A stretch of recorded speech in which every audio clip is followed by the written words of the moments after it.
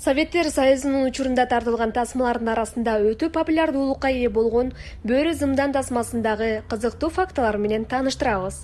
Белгилүү кинорежиссер Болот Шамшиев биринчилерден болуп СССРде баңгизат ташыган кылмыш топтору жөнүндө Бөрү зымдан көркөм тасмасын тартып, өлкөбүздүн коопсуздугу жана келечегине балта чабылып жатканы тууралуу коңгуроо каккан.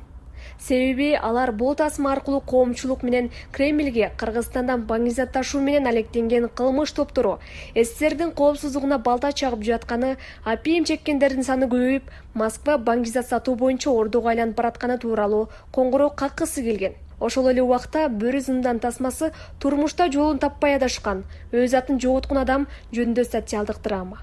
Ал жашоодо өзүнүн чыныгы сымын таап жана турмушта чыныгы жолун тапканга умтулган. Анда сиздерге Бөрү зымдан тасмасындагы кызыктуу окуяларды айтып берели.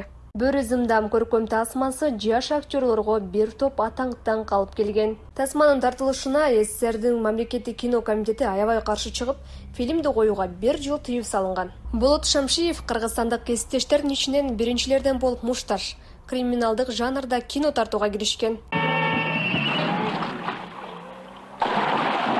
Алгач сценарийди казак фильмине сунуштаганда алар жактырбай коюшкан. Ошол убакта жасалма акча колдонулган эмес. Банктан акчаны алып келип тартышкан. Аны менен катар банктан 4 милиция кызматкери болгон.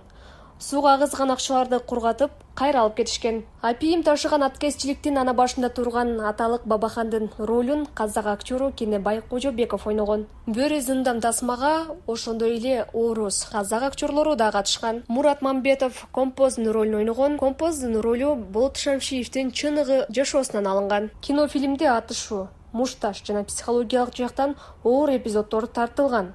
Бөрү зымдан фильминин тартылышына СССРдин мамлекеттик кино комитети каршы чыккан.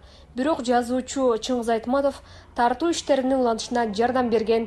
Сүймөнкул Чокморов Бөрү зымдан фильминде акыркы жолу тартылган. Белгилүү актер милиционердин образын жаратып, ал жылы катуу ооруп жүргөн. Фильмди жаратууда киночулар жашоодо болгон чыныгы окуяларга, адамдардын тагдырына таянган. Бөрү зымдан тасмасы көрүүчүлөрдүн көңүлүнөн чыгып, фильмди 21 миллиондон ашык адам көргөн. Бөрү зымдан тасмасы СССРде абдан популярдуу болуп, тасма мамлекеттик казынага $100 миллион каражат түшүргөн.